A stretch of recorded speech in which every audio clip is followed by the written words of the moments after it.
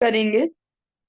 हम इस सायकालीन कक्षा में श्रवण कर रहे हैं जगत गुरु भक्ति सिद्धांत सरस्वती गोस्वामी ठाकुर प्रभुपाद के जो आश्रित जन है उनके चरित्रों को संक्षेप में हम सुनने का प्रयास कर रहे हैं, जिससे हमें भी ज्ञात हो पाए, कम से कम नाम तो याद हो पाए। याद न हो फिर भी हमारे स्मृति पटल पर ये रहे कि हाँ, हमने सुने हैं उनके पार्षदों के नाम, जिन्होंने पूरे धराधाम पर इस हरिनाम की ध्वजा को फहराया है। इसी क्रम में, इसी सीरियल में आज हम श्रवण करेंगे। आज बहुत ही विशिष्ट चरित्र हम यहाँ पर प्रारंभ करने वाले हैं। नित्य लीला पृष्ठों विष्णुपाद परिव्राजकाचार्य दंडी स्वामी 108 शिष्य मद भक्ति कुमुद संत गोस्वामी महाराज। ये हमारे गुरुदेव के सन्यास गुरुदेव भी हैं। गुरुदेव ने सन्यास इनसे ग्रहण किया। गुरुदेव को जो हरिनाम और ब्रह्म दीक्षा है, वो जो उनके जिसको बोल सकते हैं संबंध ज्ञान प्रदाता दीक्षा गुरु, वो है नित्य लीला पुरुष श्रीमद भक्ति दैत माधव गोस्वामी महाराज। लेकिन उनकी अप्रकट अवस्था में जब गुरुदेव ने सन्यास ग्रहण किया तो प्रभुपाद आश्रित जन से ही किया, और उनका ही आज हम यहाँ पर चरित्र श्रवण करने वाले हैं।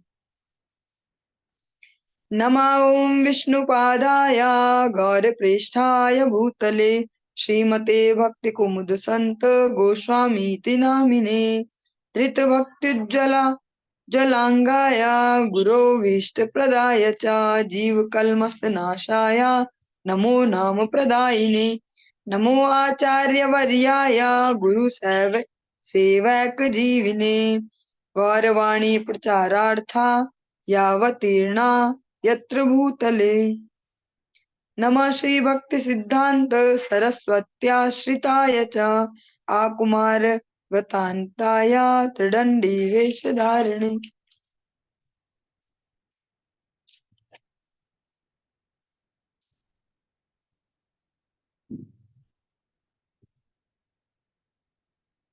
चलिए,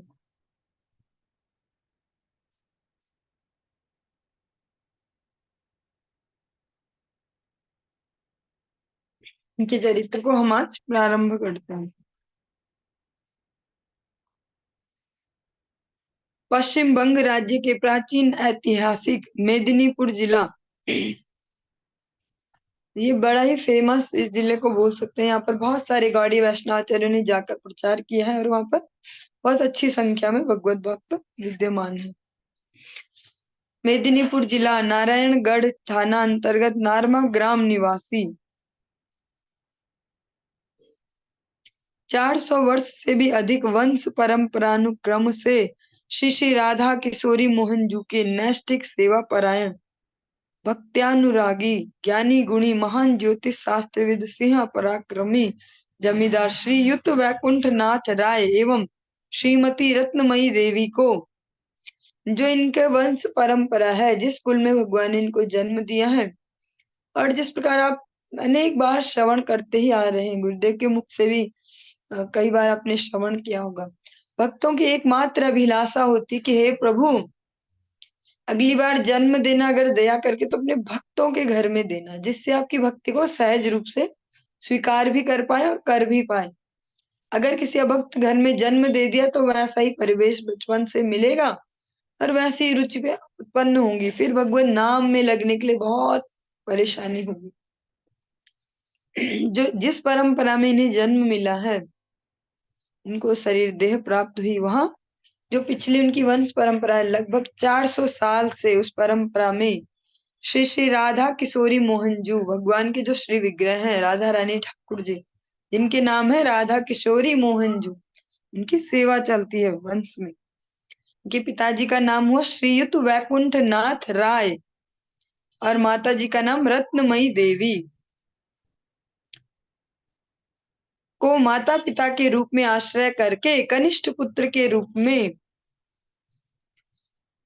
सन 1914 में परम मंगलमयी कृष्णा षष्ठी तिथि के ब्राह्म मुहूर्त में श्री वैकुंठ भवन को आलोकित कर श्रील भक्ति कुमुद संत गोस्वामी महाराज का आविर्भाव हुआ।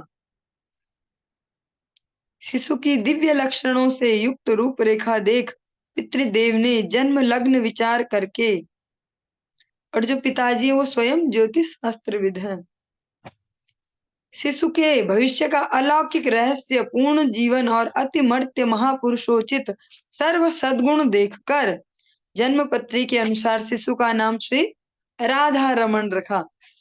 पिता माता भी भक्त हैं और पिताजी ज्योतिषाचार्य भी हैं। तो बालक के अलौकिक लक्षणों को देखकर, उनके भविष्य को देखकर उन्होंने स्टार्टिंग में ही नाम ही बहुत सुंदर दे दिया, ठाकुर जी के नाम से, श्री राधा रमन। शिशु राधा रमन ऐश्वर्य संपन्न पिता माता, आत्मीय स्वजन, दास दासी के अस्वाभाविक स्नेह से लालित पालित होते रहे। शिशु काल से इनमें एक असाधारण आचरण दिखा। अपने भाई बहन और अन्य साथियों को लेकर अपने आप ही गीली मिट्टी से कृष्ण ठाकुर बनाकर वन्य पुष्प फल मूल लेकर आंख बंद कर ध्यान से ठाकुर को भोग लगाते और सबको वो प्रसाद देते। जब आप लोगों को भी याद होगा, जब हम लोगों में से कोई भी किसी भी एज ग्रुप में हो, बचपन में सबने ये वाला गेम जरूर खेला होता है। मिट्टी को गूंथ के उसमें पानी मिला के उसका अच्छे से उसको बना के और फिर नए नए खिलौने बनाते थे। हम तो पूरे पूरे घर ही बना देते थे, मेरे जो भैया हैं हम मिलके प्रॉपर घर बना देते थे, उसके बाउंड्री भी लगा देते थे, सब कुछ मिट्टी के बर्तन सब बन जाते थे। लेकिन इनके आचरण में थोड़ा सा डिफरेंस है, इन्होंने घर नहीं बनाए हम लोगों जैसे, या खिलौने नहीं बनाए। आम केला ये बनवाते थे स्कूल वाले कि मिट्टी से बना के लाना, ये बनाते थे ठाकुर जी। उस गीली मिट्टी से ठाकुर जी बनाएंगे और फिर आसपास में जो भी जंगल में या किसी पेड़ों में कहीं कोई फल मिले वो भोग लगाने उन ठाकुर जी को और सबको प्रसाद देना। प्रतिदिन माता के पास ठाकुर को भोग लगाने के लिए कुछ मांगते थे और अपनी माँ से कुछ ना कुछ मांगते कि कुछ दे दो ना मुझे, मैं ठाकुर जी को भोग लगाऊंगा।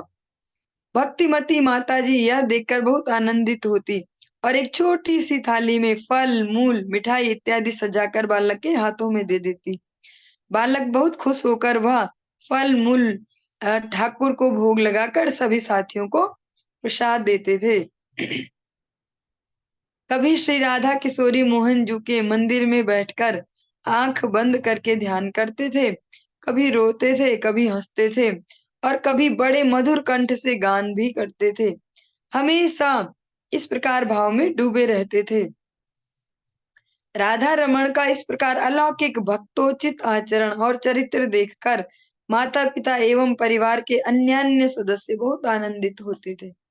और बच्चे के इस प्रकार के आचरण को देख के माता पिता को टेंशन नहीं होती थी कि ये तो बाबा जी हो जाएगा, ऐसे नहीं होती थी। उन्हें बहुत आनंद होता था उनके चरित्र को देख के कि हमारा बच्चा भगवत भक्ति की ओर बढ़ रहा है। बालक का विषय वैभव जड़ विद्या में बिल्कुल मन नहीं लगता था। उसको देखकर ऐसा लगता था जैसे उसका कहीं कुछ खो गया है और उसी के ध्यान में सदा ही डूबे रहते थे। एक दिन दादी, जो उनकी दादी माँ थी, वो गया, काशी, वृंदावन आदि अनेक तीर्थ करने जा रही थी। यह देखकर दादी के साथ जाने के लिए बालक बहुत रोने लगा। दादी ने उसको बहुत समझा बुझाकर पूछा, अच्छा बोलो तो भाई, वृंदावन से तुम्हारे लिए क्या लाऊंगी? जैसे बोलते ही हैं सब घर वाले, बताओ बताओ वहां जा रही हूँ ना मैं, क्या लाना है आपके लिए, क्या लाना है? तो जो छोटे से राधा रमन है उन्होंने क्या मांगा होगा, सब थोड़ा थोड़ा अपने दिमाग के घोड़े दौड़ा। राधा रमन ने बोला, मेरे लिए गोपाल लाना। दादी ने वही लाकर उनको दिया। तब राधा रमन बहुत प्रसन्न हुए। यह गोपाल ही इस बालक का एकमात्र जीवन साथी हुआ। जो वो गोपाल जी हैं जो उनकी दादी बचपन में लाई थी, वो अभी तक भी विराजमान है। अभी भी उनकी सेवा उनके किसी न किसी मठ मंदिर में चल रही है। आज तक वही गोपाल मंदिर में विराजित है। क्योंकि बाद में तो वैष्णव आचार्य हुए, तो वो गोपाल फिर भी उनके साथ चले। जमींदार परिवार में मेदिनीपुर संस्कृत शिक्षा परिषद के अध्यक्ष श्रीयुत द्वारिकानाथ राय महोदय के द्वारा आयोजित भारत के चारों ओर से श्रीधाम, वृंदावन, काशी, वाराणसी और दक्षिणात्य के आमंत्रित शास्त्रज्ञ, विद्वान, पंडित एवं साधु संतों के द्वारा भारतीय संस्कृति विषय पर वार्षिक धर्मालोचना सभा अनुष्ठित होती थी। पहले तो इस प्रकार की सभाएं होती ही रहती थी बार बार से। जैसे हमने अपने बचपन में रहते रहते देखा भी है, वृंदावन में अभी भी थोड़ा थोड़ा होता ही है। वैष्णव गोष्ठियां इस प्रकार से होती हैं। इस प्रकार पूर्व नियमानुसार सन 1922 की वार्षिक धर्म सभा में आमंत्रित होकर श्री धाम मायापुर श्री चैतन्य पाडीमठ के सन्यासी ब्रह्मचारी आदि श्रील प्रभुपाद के निर्देश से नारमा जमींदार श्रीयुत वैकुंठ राय, जो इनके पिताजी हैं, के घर पर आए और श्री चैतन्य महाप्रभु की वाणी का प्रचार किया। जो चैतन्य मठ से वहां पर कुछ ब्रह्मचारी आए। बालक राधा रमन ने सबके साथ सभा में बैठकर बहुत प्रेम से साधु संतों के श्रीमुख से हरिकथा सुनी। फिर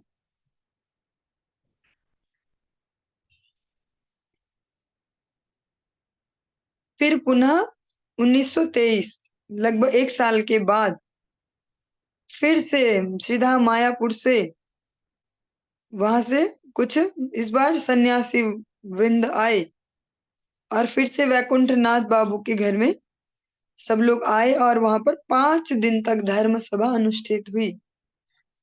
बालक राधा रमन ने प्रचुर भक्ति गदगद हृदय से उस धर्म सभा में आलोचित कथा सुनी और उन साधु संत वैष्णवों की सेवा की।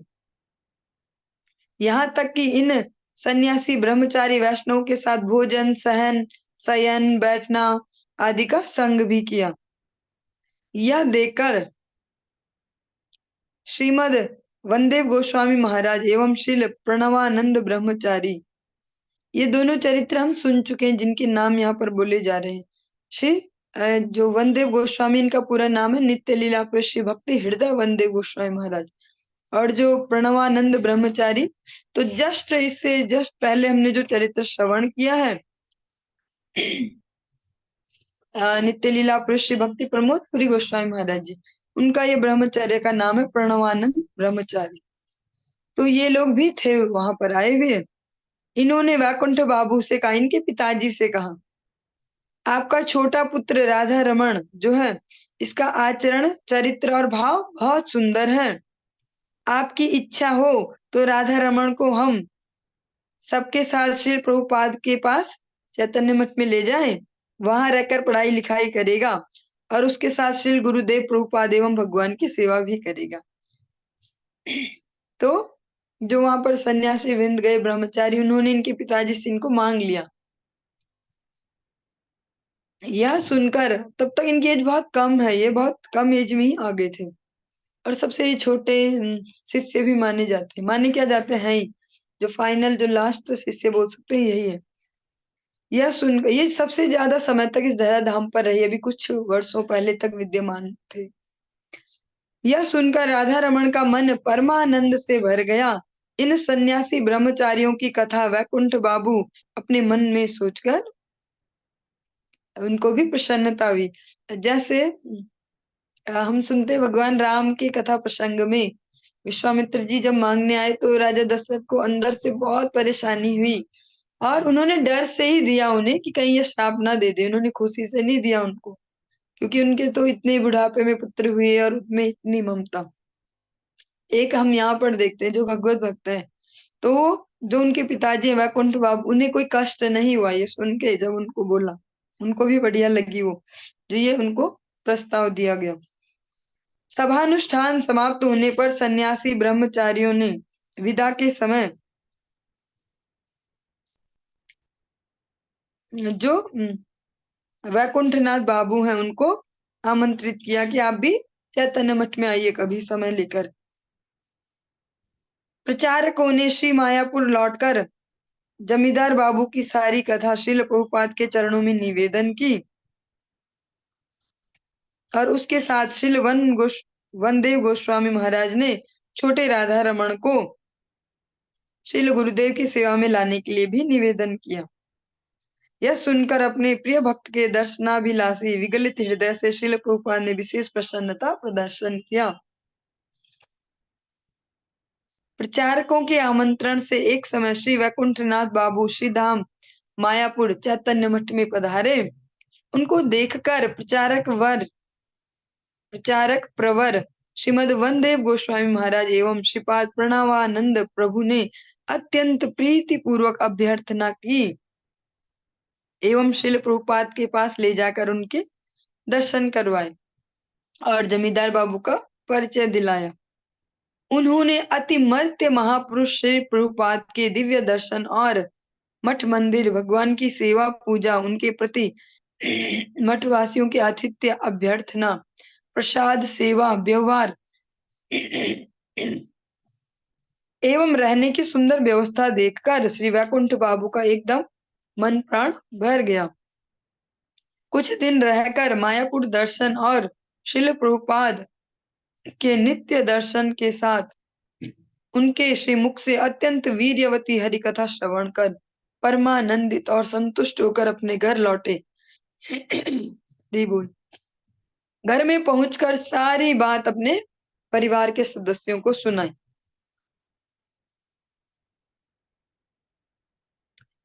फिर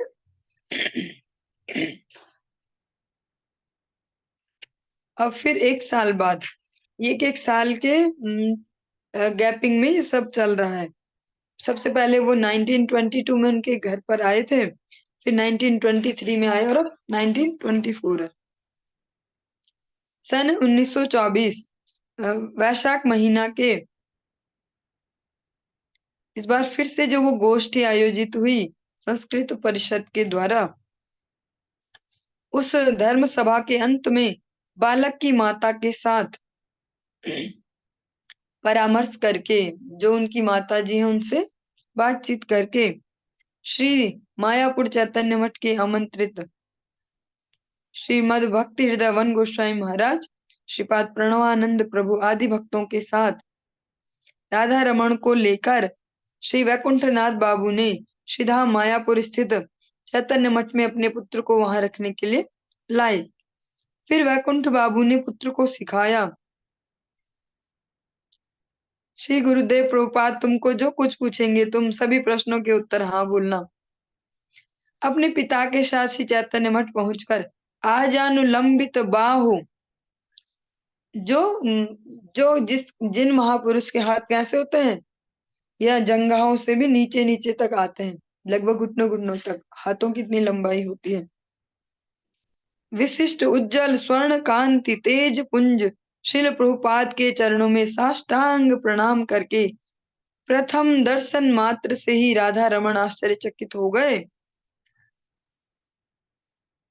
मन में विचार करते रहे कि ये क्या मानव, क्या देवता, क्या प्रतिमा का दर्शन कर रहा हूँ। छोटा सा बच्चा 10-11 साल का, वो सोच रहे कि क्या है ये भगवान है या कोई देवता है या कोई ऐसी मूर्ति है, क्या है ये। 11 वर्ष आयु के 11 वर्ष तब इनकी आयु है। 11 वर्ष आयु में बालक राधा रमण श्रील प्रभुपाद को दर्शन करके एक दिव्य आनंद से उनका हृदय भर गया।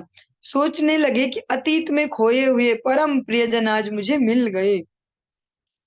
बहुत सारे भक्तों के साथ इस प्रकार का घटना होना स्वाभाविक है, क्योंकि हम गुरु वंदना में एक लाइन बोलते हैं, हम बोलते तो है उसको रैपिडली ऐसे सालों से बोलते आ रहे, समझना थोड़ा मुश्किल हो जाता है। चक्षुदान दिला जेई जन्मे जन्मे प्रभु से दिव्य ज्ञान हृदय प्रकाशित, जन्मे जन्मे प्रभु से। इसी भाव को लेकर बालक राधा रमण सोच रहे हैं जैसे कोई कभी मेरा पिछले बारी कोई बिछड़े हुए प्रियजन है जो आज मुझे मिल गए। श्रील प्रभुपाद और राधा रमण गुरु शिष्य दोनों आंखों से आंखें मिलाकर एक दूसरे से परिचित हो गए। श्रील प्रभुपाद ने पूछा कि तुम यहाँ रह सकोगे। उत्तर में बालक ने कहा, हाँ प्रभु मैं रह सकूंगा। कुछ दिन श्रीधाम मायापुर में रहकर वैकुंठ बाबू ने मायापुर दर्शन और श्रील प्रभुपाद के मुख से अति सुंदर वीर्यवती हरि कथा श्रवण की एवं श्रील प्रभुपाद के चरणों में पुत्र रत्न राधा रमण को रखकर अपने घर लौट आए। श्रील प्रभुपाद ने बालक राधा रमण को अर्थात अपने नित्य प्रिय सेवक को पहचान कर परम पवित्र स्नेहपूर्ण हृदय से बहुत कृपा आशीर्वाद करके शुभ दिन और शुभ क्षण में शहरी नाम दीक्षा दी। उनके निर्देशानुसार राधा रमन को विद्याध्ययन के लिए कलकत्ता डलहौजी में, जो उस समय का एक इंग्लिश मीडियम स्कूल है, उसमें उसमें एडमिशन दिलवाया गया। श्रील गुरुदेव एवं वैष्णव साधु संत के निष्कपट कृपा आशीर्वाद से राधा रमन विद्याध्ययन करने लगे। इनके स्वभाव, चरित्र, आचरण, आदर्श, विद्याध्ययन में मनोयोग और सुमधुर कंठ से विभिन्न प्रकार की आवृत्ति संगीत सुनकर विद्यालय के जो इनके सहपाठी और शिक्षक, उनको बहुत आनंद हुआ। एक दिन विद्यालय के सभा कक्ष में समस्त छात्र एवं शिक्षकों ने एकत्रित होकर कहा, आज राधा रमन हम सबको गाना सुनाएगा। राधा रमन यह सुनकर बड़े घबरा गए। शिक्षकों ने कहा, राधा रमन, आज तुम हम सबको एक दो गाने सुनाओगे और कंडीशन भी दे दी, एक गाना ऐसे सुनाना कि सब लोग रोने लग जाएं, एक ऐसे सुनाना सब लोग हंसने लग जाएं।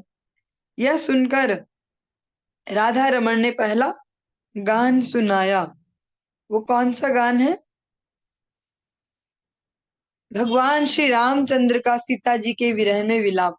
हमारे लिए तो इमेजिनेशन के भी परे की बात हो गई ना, बियॉन्ड आवर इमेजिनेशन।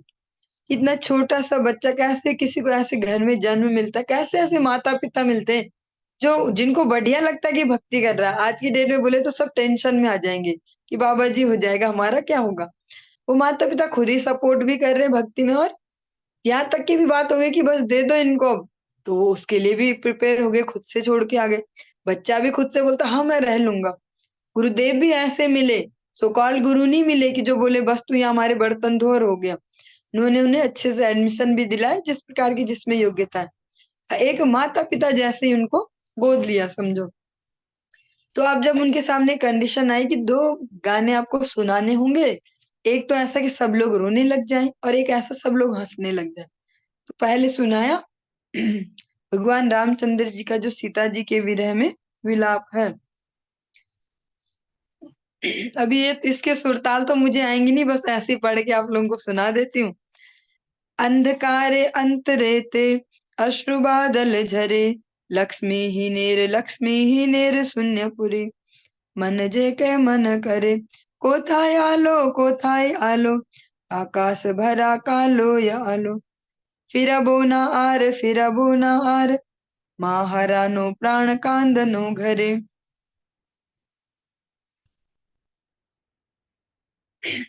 यह गान सुनकर सत्य ही सबके आंखों से आंसू बहने लगे। ये भगवान रामचंद्र का उन्होंने भाव इसमें, जो सीता जी का जब हरण हो गया है तो विरह में जो गा रहे हैं उसको है बोला। और इसके बाद एक दूसरा गाया, ये तो ये भगवान कृष्ण के निमित्त है। हेले दुले ने नेते तलो गोत विहारी, तन तल दीति दीति रंग विहारी, बंकिम थाम थाम थिरे थिकी पाखा थोबे, सुंदर पीत धरा कति तथे धरे।